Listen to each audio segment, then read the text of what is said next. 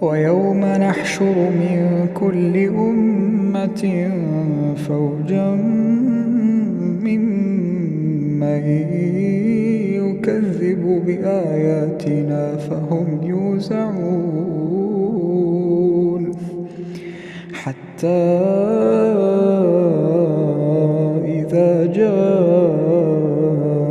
قال كذبتم بآياتي ولم تحيطوا بها علما